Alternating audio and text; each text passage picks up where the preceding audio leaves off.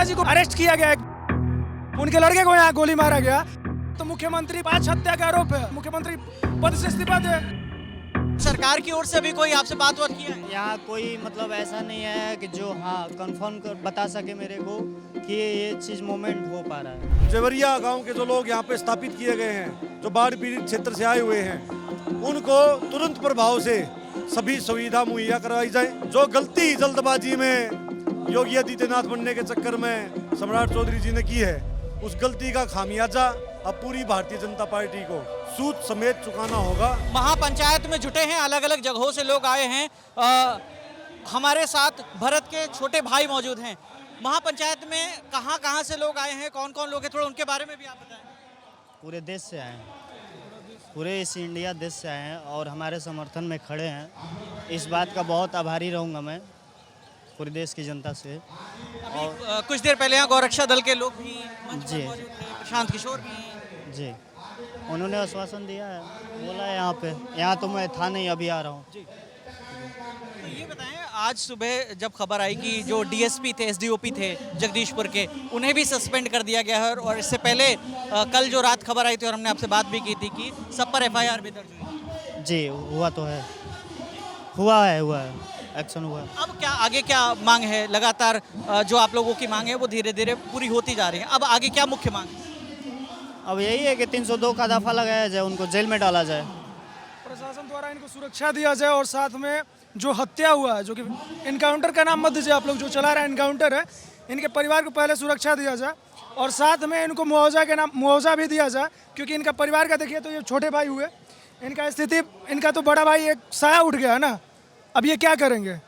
प्रशासन द्वारा सताया गया, जो रक्षक भक्षक बने हुए हैं, जो प्योर हत्या किया गया है, इसको न्यायिक जांच हो। यहाँ पे इनकाउंटर नहीं, हत्या कर दिया गया, और भाई अब क्या करें? अब क्या न्याय से उम्मीद रखेंगे? क्या चंदन जी न्याय से उम्मीद रखेंगे? प्रशासन इनके ऊपर केस किया हुआ है, प्रशासन इनका केस नहीं रजिस्टर्ड कर रहा है, क्या कारण है? इनका पिताजी के ऊपर भी केस है, और इनके पिताजी को थाने में बैठा के मर्डर किया गया, उनके लड़के को, इनके पिताजी को वहाँ पे थाने में अरेस्ट किया गया, एक प्रकार का मानिए तो उनको नजरबंद करके अरेस्ट किया गया, उनके लड़के को यहाँ गोली मारा गया। सरासर गलत है, और इस भाई को न्याय नहीं मिला है। इससे न्याय चाहिए तो सीधा बात है, चंदन जी को मुआवजा, साथ में इस परिवार को सरकारी नौकरी, और भाई को न्याय दिलाना बहुत जरूरी है। और सम्राट का भी जांच कीजिए, अपराधियों के साथ अगर आपका इतना ही जीरो टॉलरेंस है, तो मुख्यमंत्री पे 5 हत्या का आरोप है, तो जांच है तो वो भी हटे ना, मुख्यमंत्री पद से इस्तीफा दे। आप ये बताइए, चंदन, सरकार की ओर से अभी कोई आपसे बात किया है? नहीं, अभी तक तो बात नहीं हुई है। अभी तक यहाँ कोई मतलब ऐसा नहीं है कि जो हाँ कंफर्म कर बता सके मेरे को कि ये चीज़ मोमेंट हो पा रहा है। मतलब कहीं से आपको एक जवाब नहीं मिल पा रहा है कि क्या होगा? नहीं, ये जवाब नहीं मिल पा रहा है।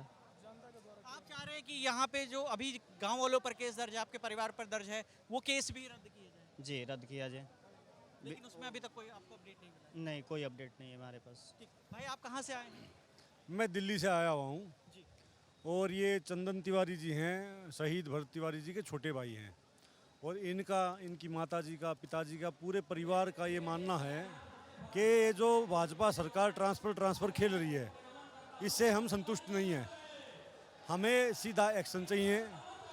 जो जघन्य अपराध उन्होंने किया है, एक महात्मा को, एक महान पुरुष को उन्होंने हत्या की है, जो दुर्व्यवहार उनके साथ किया है, उन लोगों को, दोषियों को सज़ा मिलनी चाहिए, उम्र कैद की सज़ा होनी चाहिए, फांसी की सज़ा उन लोगों को होनी चाहिए। और जिस प्रकार से उनकी मांगे थी, जो आदर्श भारत का सपना वे देखते थे भाई भरत तिवारी जी, उसकी ये कल्पना करते हैं, उसकी ये मांग करते हैं कि जो जेवरिया गांव के जो लोग यहाँ पे स्थापित किए गए हैं, जो बाढ़ पीड़ित क्षेत्र से आए हुए हैं, उनको तुरंत प्रभाव से सभी सुविधा मुहैया करवाई जाए। जो दोषी हैं उनको जेल में डाला जाए, और सीएम सम्राट चौधरी को तुरंत प्रभाव से इस्तीफा दे देना चाहिए। और आपके चैनल के माध्यम से ये हम घोषणा कर देते हैं, बराबर में चंदन तिवारी जी खड़े हैं, कि भरत तिवारी जी की 12वीं के बाद दिल्ली से इस आंदोलन की अगुवाई होगी, और लाखों की संख्या में पूरी देश से लोग आएंगे, और एक राष्ट्रव्यापी आंदोलन, एक क्रांति, जो गलती जल्दबाजी में योगी आदित्यनाथ बनने के चक्कर में सम्राट चौधरी जी ने की है, उस गलती का खामियाजा अब पूरी भारतीय जनता पार्टी को, पूरे देश में बीजेपी की सरकार को, एक एक कार्यकर्ता को, एक एक नेता को सूद समेत चुकाना होगा। ये हमारा आपसे वादा है। यहाँ पे बड़ी संख्या में लोग आए हैं, क्या इसे वजह मानते हैं कि सरकार पर अब धीरे धीरे दबाव बढ़ रहा है और धीरे धीरे उस मामले में कार्रवाई हो रही है? देखिए, विनाशकाली विपरीत बुद्धि, जिस प्रकार का अहंकार और अभिमान भाजपा सरकार लेकर चल रही है, तो उससे इनका पतन होना तय है। और ये कोई उनकी कृपा नहीं है हमारे ऊपर कि उन्होंने जो है सस्पेंड कर दिया। अब सस्पेंड करने से हमारा भाई भरत तिवारी वापस आ जाएगा क्या? एक माँ का लाल वापस आ जाएगा क्या? उनकी मांग कोई ये नहीं थी कि उनके नाम से चौक बन जाए, उनके नाम से द्वार बन जाए, उनको शहीद का दर्जा मिल जाए। शहीद का दर्जा सरकार दे या ना दे, देश तो मान दे रहा है। देश ने तो उनको भगत सिंह और चंद्रशेखर आज़ाद के समकक्ष लाकर खड़ा कर दिया है। तो ऐसे व्यक्तित्व को सम्मान मिलना चाहिए। और जो भ्रष्टाचार के खिलाफ ये लड़ाई लड़ते थे, ये लड़ाई अब पूरे देश में जाएगी, पूरी दुनिया में जाएगी। किसी भी भ्रष्ट नेता को, किसी भी भ्रष्ट अधिकारी को अब छोड़ा नहीं जाएगा। ये इनका संकल्प है।